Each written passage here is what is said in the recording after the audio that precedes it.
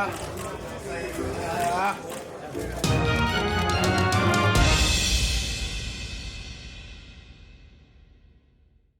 guys, hey, Max, my calf. Triple G Golovkin is injured. That's what the new reports say. Say it ain't so. The DAZN curse strikes again. What up, Fight World? It's your boy Ego, and I'm back with some more boxing. Make sure you smash the like button. Also, subscribe to the channel for the latest and greatest in boxing. If you want to become part of the gang, please hit the bell icon. Shout out to the super chats, channel donations, the Venmo donations, the Cash app, and the Patreon family. We working. Now, sign up for ESPN Plus below using my link. It does help the channel. You can also get ESPN Plus, Hulu, and Disney Plus, all three services, one fee for all three apps, $12.99.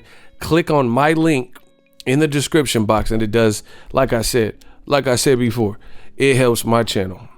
Now, ESPN, link in the description.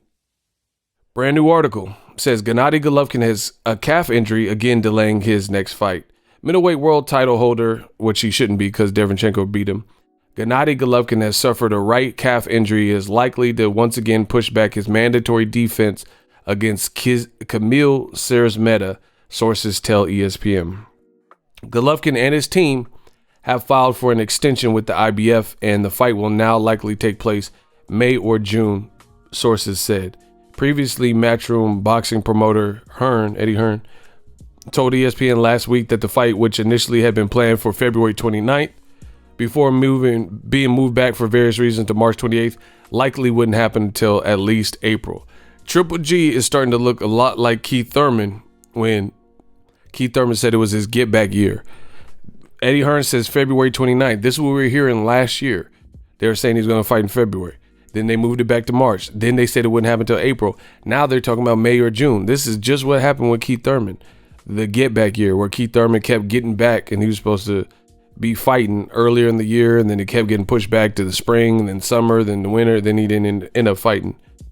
A DAZN spokesperson confirmed the promotion is looking at new dates for Golovkin Szeremeta. Tom Loeffler of GG Promotions declined to comment when he was reached by ESPN. So he didn't have nothing to say all of a sudden. Tom Loeffler. Golovkin, who turns 38 in April, most recently won a vacant belt by Derevyanchenko, blah, blah, blah. He really didn't win that belt, but whatever. Regardless of when the Szeremeta fight takes place, Golovkin will prepare for it with a different camp. 1 month after joining Victor Conti's physical conditioning program at the Snac facilities in San Carlos, California, the two sides have decided to part ways. This was very interesting. This quote, "We did our best to help Gennady, but he was simply not able to do what we asked him to do," Victor Conti told ESPN on Tuesday afternoon. "In short, I asked him to leave our facility because he did not comply with what we had agreed upon before camp started. However, I do wish him good luck in the future." Bro, Golovkin got kicked out of Snac for not, upholding his end of the bargain. Listen, this DAZN curse continues. Like I keep saying, Golovkin's injured. Wish him a speedy recovery, but this is a bad look, people. This is a bad look, in my opinion, for Gennady Golovkin because it's nonstop. Like the article said, he's going to be 38, and DAZN's trying to push a Canelo fight. Canelo just fought at 175. He's probably going to fight Billy Joe Saunders at 168. He fought Rocky Fielding at 68. Golovkin ain't fought at 68 or 75, and his body is breaking up. Either that or the calf injury is fake, and they needed more time to get his situation in order. So they just put up, said he was injured. Because even when Terrence Crawford was supposed to fight Jeff Horn, it was having a lot of problems. And, all of a sudden they said Crawford got injured. Some of these injuries don't look real. You know what I'm saying? Some of these injuries look like they're to buy time for whatever reason. But whatever, either way you slice it, either he is injured, which is possible, older fighter. He's about to be 38, so maybe his body is failing him and he did something to his calf. I think they probably need more time, and maybe he had some soreness in his calf, but I don't think the calf is really what's keeping him out of the ring. I think they're trying to figure it out. The DAZN needs a hit, like I keep saying. They need a hit. They're trying to determine his next move. Could we put this in Kazakhstan? Can we put this in Chicago? Because the Camille Says-Meta fight is not a fight that, hey, no, guys, hey, Max. You know, this is not a guy that's like commanding the same audience. He's not like an entertainer and showman in terms of like Wilder and Fury, who's going to give you this sensational pre-fight build. He's an entertaining, very entertaining fighter to watch. But nowadays it's about the whole package, you know? So he's not going to be the same level of celebrity with his attraction. And then when his dance partner is potentially his mandatory Camille Says-Meta, it's just like, what do you do with that? Who's really checking for that? Camille Says-Meta has like 21 fights and 4 knockouts. I mean, that's just not a fight against a big puncher like Golovkin with the type of names he's fought, you know, in recent memory, like at least Canelo and stuff. That's not really a fight that people, I can imagine, want to see. And then now this news is coming out that he's getting kicked out of the Snac program for not listening, you know, he can't keep up, or it got too hard. What, I don't know. Victor Conte didn't really elaborate, but it's not a good look. He's injured. He's about to be 38.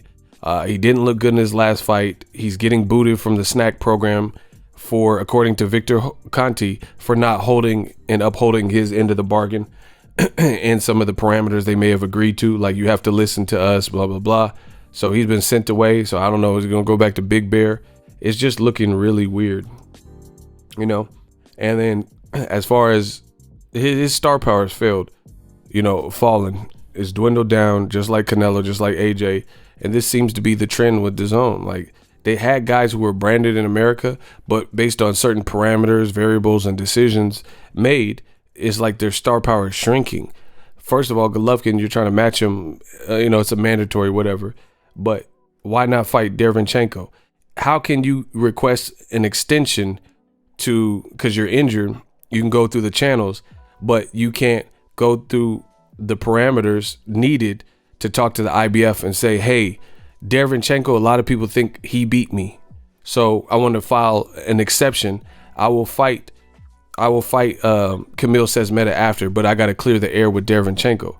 The fact is, Derevyanchenko is, bro, he almost played spoiler in the first fight. He really did spoil against Golovkin. So Golovkin don't want to go through that again. He don't want to go through a second fight, give him another opportunity. Neither does his team. So they want to move on, cherry pick a person, bill it as a mandatory, and hope they get a Canelo fight. So Triple G he robbed the bank. He's not looking like the same fighter.